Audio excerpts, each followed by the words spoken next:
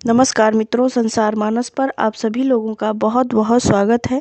जो लोग इस चैनल पर पहली बार आए हैं, इस चैनल को सब्सक्राइब करके हमारा सपोर्ट ज़रूर करें। इस संसार में भीड़ अत्यधिक है और इस भीड़ में ये चैनल भी खो जाए, इससे पहले इसे सब्सक्राइब कर लें, क्योंकि इस चैनल पर सभी धार्मिक गतिविधियों से जुड़ी हुई कथाएँ आप सभी लोगों को मिलती रहती हैं। आज का यह वीडियो होलिका दहन एवं होली के पर्व की कथा के ऊपर स्थित है। इस वीडियो को अंत तक अवश्य देखें, क्योंकि बहुत ही सौभाग्यशाली हैं जो आप लोगों के सामने ये वीडियो आई है। यह त्यौहार फाल्गुन की पूर्णिमा को मनाया जाता है। यह हिंदुओं का बहुत बड़ा त्यौहार है। इस दिन सभी स्त्री पुरुष एवं बच्चे होली का पूजन करते हैं। पूजन करने के बाद होलिका को जलाया जाता है। इस पर्व पर व्रत भी रखा जाता है। होली के दिन सुबह स्नान आदि से निवृत्त होकर पहले हनुमान जी, भैरव जी आदि देवताओं की पूजा करें। फिर उन पर जल, रोली, माला, चावल, फूल प्रसाद, गुलाल, चंदन, नारियल आदि चढ़ाएं। दीपक से आरती करके दंडवत करें। फिर सबके रोली से तिलक लगा दें और जिन देवताओं को आप मानते हैं उनकी पूजा करें। फिर थोड़े से तेल को सब बच्चों का हाथ लगाकर किसी चौराहे पर भैरव के नाम से एक ईंट पर चढ़ा दें। यदि कोई लड़का हुए का लड़के के विवाह का उजमन करता हुए तो वह होली के दिन उजमन अवश्य करे। उजमन में एक थाली में 13 जगह 4-4 पूड़ी और सीरा रख के उस पर अपने श्रद्धा अनुसार रुपये, कपड़े, साड़ी जो कुछ भी हो सके तथा 13 गोबर की सुपारी की माला अवश्य रखें। फिर उन पर हाथ फेर के अपने सासू जी के पाय लगाकर देवें। सुपारी की माला अपने घर में ही टांग दें। इस दिन अच्छे अच्छे भोजन, मिठाई, नमकीन आदि पकवान बनते हैं। फिर थोड़ा थोड़ा सभी सामान एक थाली में देवताओं के नाम का निकाल कर ब्राह्मणी को दिया जाता है। अगर आप ना देना चाहें तो अपने घर के किसी बड़े बुजुर्ग को अवश्य दे दें। भगवान का भोग लगाकर स्वयं भोजन करना चाहिए। होली की पूजा एवं विधि विधान जो है और उसके जो टोने टोटके हैं, क्योंकि यह बहुत ही सिद्धरात्रि मानी जाती है और इस समय सभी लोग अपने दुख को हरने के लिए भगवान से प्रार्थना अवश्य करते हैं। तो अब उसके बारे में थोड़ी सी बात करें।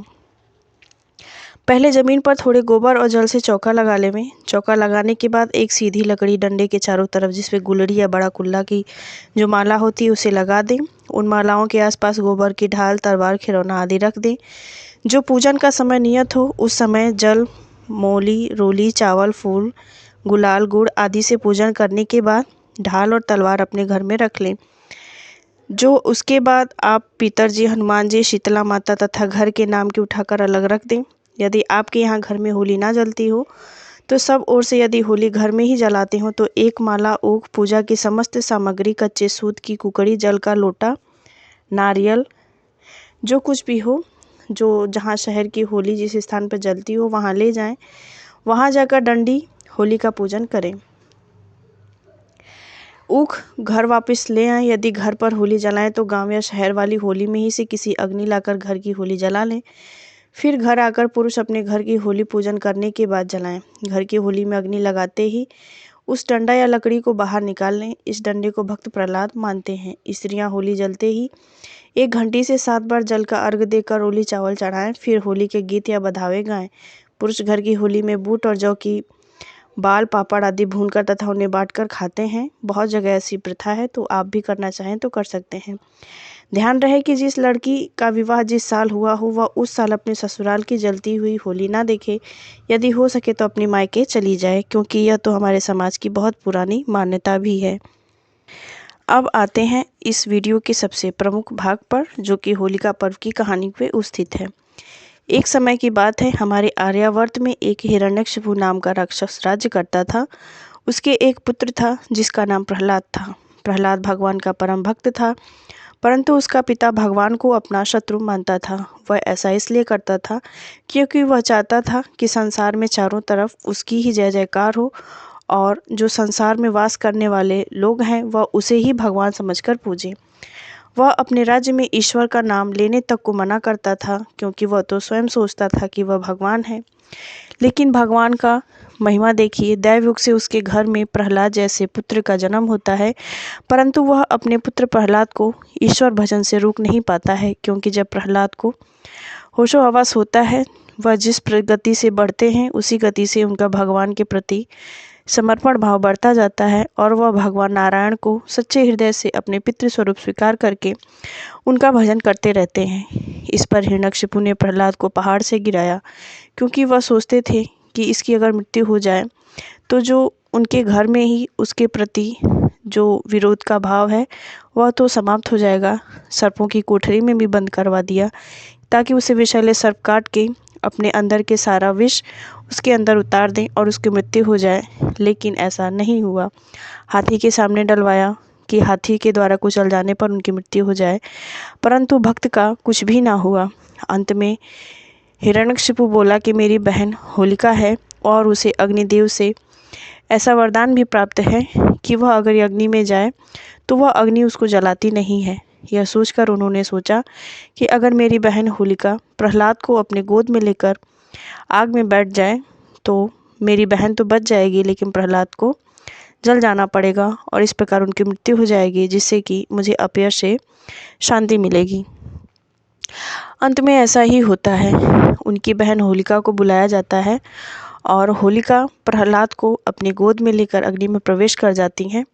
सभी लोगों को लग रहा था कि होलिका को भगवान अग्निदेव का वरदान प्राप्त है, इसीलिए उनको कुछ नहीं होगा। लेकिन जिसके ऊपर इस संपूर्ण संसार के पालनकार भगवान श्री हरि विष्णु का हाथ हो, उन्हें कौन जला सकता है। होलिका तो जल गई, लेकिन प्रहलाद बच गए। इसके बाद हिरण्यकशिपु को प्रहलाद के ऊपर बहुत क्रोध आता है। होलिका का अग्नि बहुत कुछ बिगाड़ चुकी थी, लेकिन उसने प्रहलाद को कुछ नहीं किया था। अंत में जब हिरण्यकशिपु ने देखा कि वह तो जल चुकी हैं और उनका पुत्र अभी भी जीवित है, तब उनके क्रोध की कोई सीमा ना रही। कहा जाता है कि उसने अपने भाई की बात मानी और अग्नि के बीच होलिका प्रहलाद को लेकर बैठ गई। प्रहलाद भगवान को याद करता रहा। भगवान की कृपा से अग्नि प्रहलाद के लिए बर्फ के समान शीतल हो गई और उस अग्नि ने होलिका को भस्म कर दिया। उसी दिन से यह होलिका जलाई जाती है। हे भगवान, जैसे तुमने भक्त प्रहलाद की रक्षा की, वैसी रक्षा आप सबकी करना। मान्यता यह भी है, जिस प्रकार भगवान नारायण ने भक्त प्रहलाद की रक्षा की, जिस प्रकार प्रहलाद भगवान की शरण में गए, वह अपने पिता के अत्याचारों से थोड़े भी विचलित नहीं हुए। ना उन्हें भगवान के प्रति संदेह स्थापित हुआ कि भगवान इस सृष्टि में हैं भी अथवा नहीं। उसी प्रकार हम सभी मानव जनित लोगों को यह प्रण तो अवश्य ही लेना चाहिए कि या फिर दुख आए या सुख आए, भगवान नारायण का हमारे ऊपर हमेशा से ही आशीर्वाद रहता है। लेकिन हम मनुष्य ठहरे, थोड़ी सी भी अगर विपरीत स्थितियाँ आती हैं तो भगवान के भगवत भजन से हमारा मन हट जाता है और भगवान के प्रति हमारे हृदय में संशय पैदा हो जाता है। लेकिन हमें इन सभी बातों से बचना चाहिए। जिस प्रकार प्रहलाद ने अपनी अडिग भक्ति से इस संपूर्ण संसार के भक्तों में अपना नाम लिखवा लिया, उस प्रकार हम भी भक्तों के स्वरूप में अपना नाम तो नहीं लिखवा सकते हैं, लेकिन भगवान के प्रति अपने श्रद्धा भाव जरूर प्रदर्शित कर सकते हैं। जब जब इस संसार में भक्तों की गणना होगी, भक्त प्रहलाद का नाम अवश्य लिया जाएगा और उन्हें ऐसा आशीर्वाद देने वाले चक्रधारी भगवान श्री हरि विष्णु स्वयं थे। हे भगवान श्री हरि विष्णु, त्वमेव माता च पिता त्वमेव, त्वमेव बंधु च सखा त्वमेव, त्वमेव विद्या च द्रविणं त्वमेव, त्वमेव सर्वमम देव देव।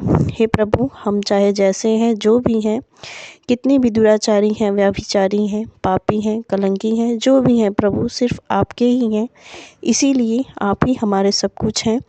आप हमारे सर से अपना वरद हस्त कभी ना हटाएं। यह होलिका हम सभी के लिए बुराई पर अच्छाई की जीत प्रदर्शित करती है। इसीलिए हमें अपने मन के बुरे विचारों विकारों को दूर करके भगवान के प्रति सच्चे भाव से समर्पित होने का संकल्प अवश्य ही लेना चाहिए। इस होली की आप सभी लोगों को बहुत बहुत शुभकामनाएं।